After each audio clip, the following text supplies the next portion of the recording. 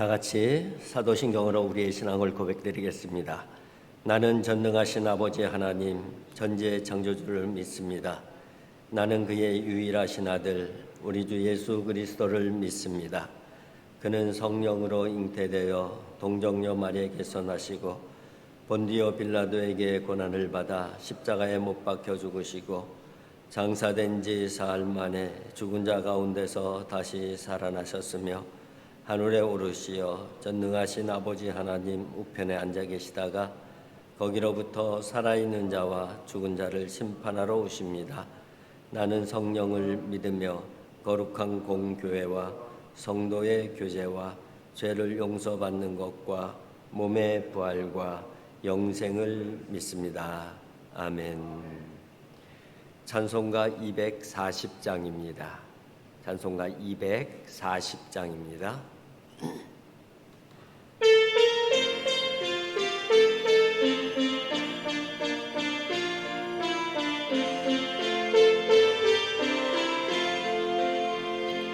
주가 맡긴 모든 역사 힘을 다해 마치고 밝고 밝은 그 아침을 맞을 때 요단강을 건너가서 주의 손을 붙잡고 기쁨으로 주의 얼굴 배우리.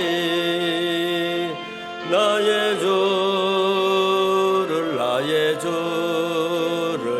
내가 그의 곁에 서서 배울 때 나의 주를 손에 못자국을 보아 알겠네.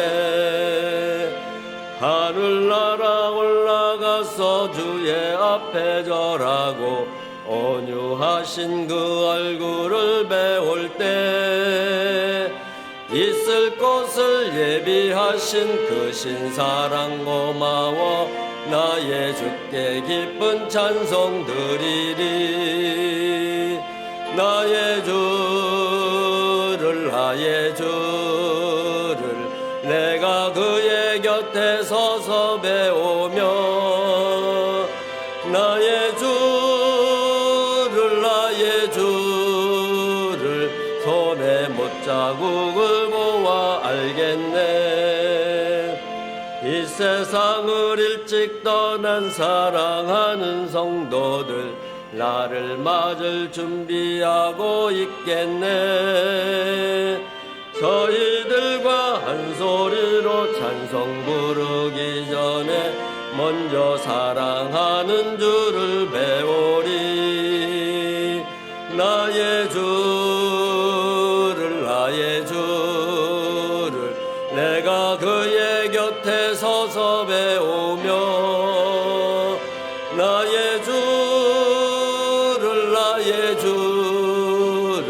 손에 못자국을 보아 알겠네.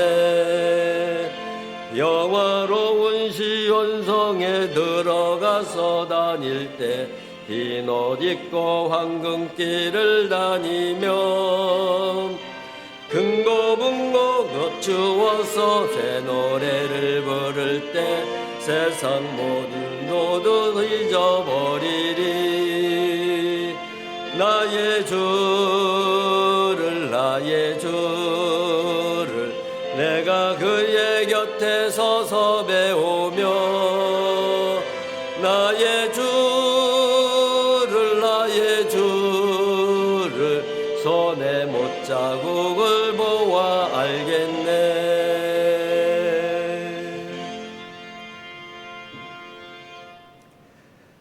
오늘 우리에게 주신 하나님의 말씀은 마가복음 6장입니다. 마가복음 6장 14절부터 29절까지 한 절씩 교독하겠습니다. 마가복음 6장 14절부터 29절까지 한 절씩 교독하겠습니다.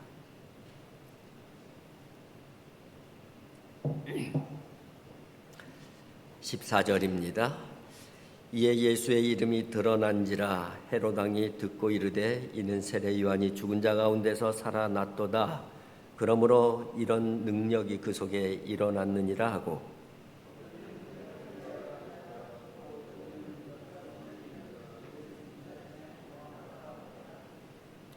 헤롯은 듣고 이르되 내가 목벤 요한 그가 살아났다 하더라.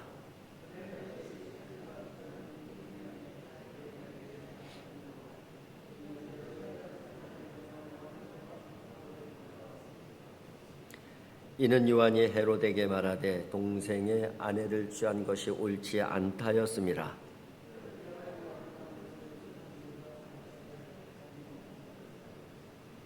헤롯이 요한을 의롭고 거룩한 사람으로 알고 두려워하여 보호하며 또 그의 말을 들을 때에 크게 번민을 하면서도 달갑게 들음이러라.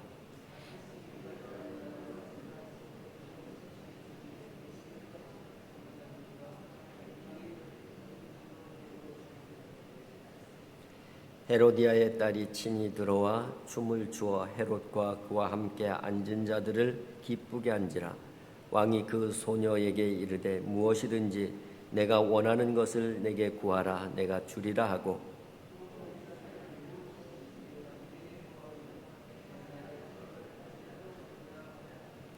그가 나가서 그 어머니에게 말하되 내가 무엇을 구하리이까. 그 어머니가 이르되 세례 요한의 머리를 구하라 하니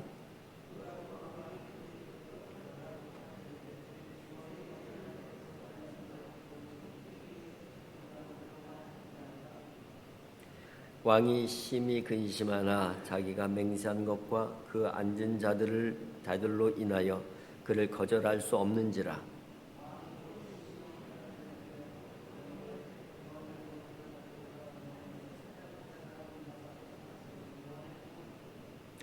그 머리를 소반에 얹었다가 소녀에게 주니 소녀가 이것을 그 어머니에게 주니라. 요한의 제자들이 듣고 와서 시체를 가져다가 장사하니라. 아멘. 오늘 본문 말씀은 세례 요한의 순교 이야기입니다. 그런데 이 세례 요한의 순교 이야기는 예수님께서 제자들을 파송하시는 파송 이야기 이 중간에 삽입되어져 있음을 볼 수가 있습니다. 이제 오늘 본문 앞에 제자 파송에 대한 부분이 언급이 되어져 있죠. 7절부터가 제자 파송에 대한 부분이에요. 6장 7절에 보면 이렇게 시작하죠. 12 제자를 부르사 둘씩 보내시며 더러운 귀신을 제하는 권능을 주시고 제자들 둘씩 이제 파송을 하게 되는 것이죠. 이어지는 말씀을 보게 되면은 파송하면서 지침 몇 가지를 말씀해 주시고 그리고 지침을 들은 제자들이 이제 나가서 회개를 전파하니라 그렇게 되어 있어요. 12절 13절에 보면 이렇게 되어 있죠. 제자들이 나가서 회개하라 전파하고 많은 귀신을 쫓아내며 많은 병자에게 기름을 발라 고치더라. 그리고 바로 오늘 본문 14절로 넘어오는 거예요. 그죠? 그리고 이 14절부터 이 세례 요한의 순교 이야기가 29절까지 오늘 본문이죠. 29절까지 이어지고요. 그리고 세례 요한의 이야기가 끝나자 바로 이어지는 30절을 보게 되면은 이렇게 연결이 되어집니다.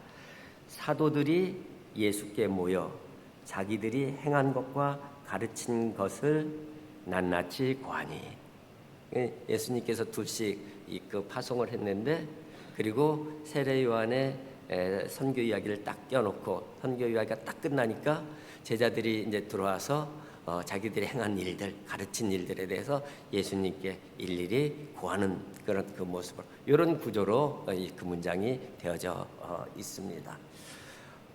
왜 마가는 이런 구조로 이 세례 요한의 순교 이야기를 배치를 하고 기록을 했을까? 이 부분에 대해서 주석학자들이 이야기를 하곤 합니다. 그 부분은 세례 요한의 죽음, 이 부분은 제자들의 운명을 보여주고 있는 것이다. 그렇게 얘기를 하는 것이죠. 세례 요한의 순교의 모습이 곧 세상 가운데 파송되는 제자들의 모습이기도 하다는 거예요. 세상 가운데 그리스도의 복음을 전하는 제자들의 모습은 결국은 다 순교를 당하게 되는 것이죠. 그런 부분들을 예고하는 그러한 이 전조 이야기, 그렇게 이제 이해를 하고 있습니다. 뿐만 아니라 이 세례요한의 순교의 모습은 결국 하나님 나라를 선포하시다가 십자가에 달려 돌아가신 예수님의 모습이기도 한 것이죠. 이제 오늘 본문을 조금 살펴보면은요, 이제 세례 요한이 죽은 다음에 예수님이 이제 부각되기 시작이 되어지죠. 예수님이 이름이 널리 알려지자 헤롯 왕도 예수님에 대한 소문을 듣게 됩니다. 그 부분이 이제 14절 이하의 말씀인데요. 이에 예수의 이름이 드러난지라 헤롯 왕이 듣고 이르되 이는 세례 요한이 죽은 자 가운데서 살아났도다. 그러므로 이런 능력이 그 속에 일어났느니라 하고 어떤 이는 그가 엘리야라 하고 또 어떤 이는 그가 선지자니 옛 선지자 중에 하나와 같다 하되 헤롯은 듣고 이르되 내가 목벤 요한 그가 살아났다 하더라. 예수님에 대한 소문, 예수님에 대한 이야기를 듣는 사람들이 어떤 사람들은 엘리야가 다시 나타났다 뭐 이렇게 얘기하는 사람도 있고 옛날에 선지자 중에 한 사람이 다시 나타났다 이렇게 얘기하는 사람들도 있었는데 헤롯 왕은 내가 세례 요한을 목베어 죽였는데 목베어 죽인 그 세례 요한이 다시 살아난 것이다 이렇게 생각을 했던 것이에요. 그러다 보니까는 이 그 헤롯 왕에게는 더 큰 위협과 두려움이 다가오게 되는 것이죠. 그래서 결국은 헤롯에게 예수님도 반드시 제거해버려야 되는 그런 대상이 되어진다는 것을 보여주고 있는 것이죠. 그렇습니다. 복음을 전하다 보게 되면은 예수님이나 세례 요한처럼 위협을 당하고 죽음을 당하고 고난을 당할 수도 있다는 것을 오늘 본문을 통해서 우리들에게 또 말씀해 주는 것이죠. 복음을 전하는 자들은 늘 위험에 노출되어지게 되어져 있어요. 특별히 예수님 시대에는 더더욱 그렇습니다. 계속해서 이제 박해가 또 진행이 되어지잖아요. 그래서 예수님께서 제자들을 세상 가운데 보내실 때에 뭐라고 말씀하셔요? 내가 너희를 보냄이 양을 이리 가운데 보낸 것 같도다. 그렇게 말씀하시잖아요. 그래서 너희들이 뱀같이 지혜로워야 된다. 비둘기같이 순결해야 된다. 그런 말씀을 해주고 있습니다.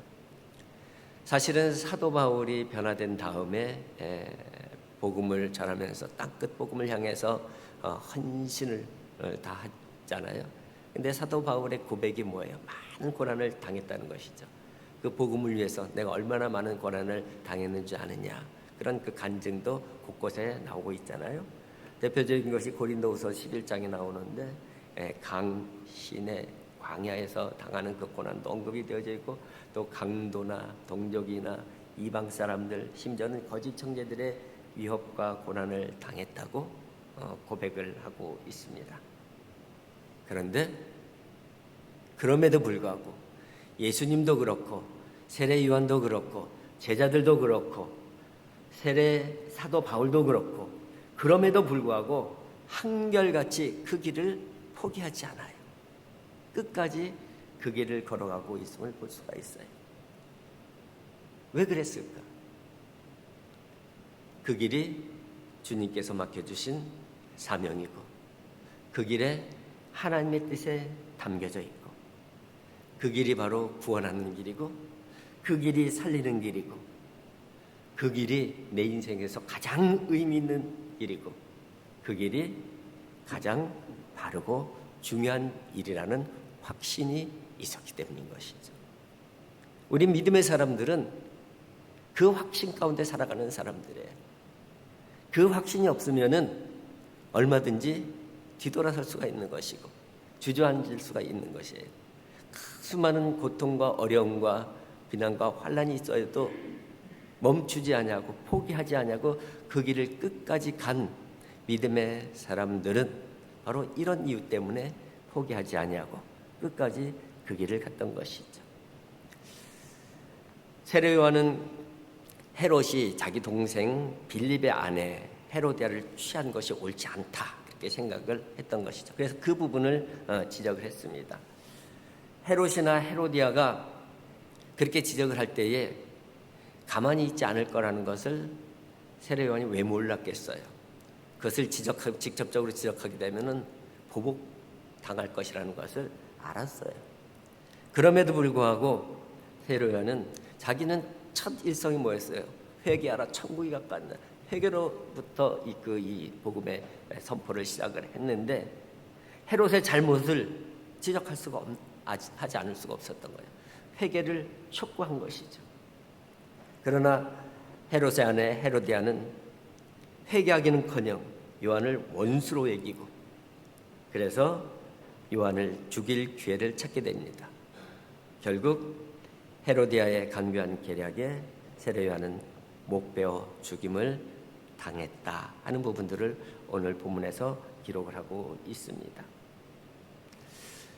여기서 우리가 두 가지를 살펴볼 필요가 있는데 이 헤로디아의 잔악성, 악함 이 부분은 두 가지 측면에서 생각해 볼 필요가 있어요. 하나는 사실은 헤롯이 그럼에도 불구하고 세례 요한을 죽이는 것을 두려워했어요. 왜냐하면 그가 의인이라는 것을 알고 있었기 때문에 그가 거룩한 사람이라는 것을 헤롯은 알고 있었어요. 그래서 두려움이 있었어요. 그래서 함부로 하지는 않았어요. 그런데 헤로디아는 이성을 잃어버린 것이죠. 그 복수심 때문에 이성을 잃어버린 거예요. 의로운 사람이건 거룩한 사람이건 눈에 보이는 게 없는 것이죠. 그래서 쉽게 제거를 할 수가 있는 것이죠. 근데 그 방식을 보게 되면은 누구를 통해서 죽입니까? 자기 딸을 통해서 죽입니다. 어머니로서 할 수 없는 일이죠.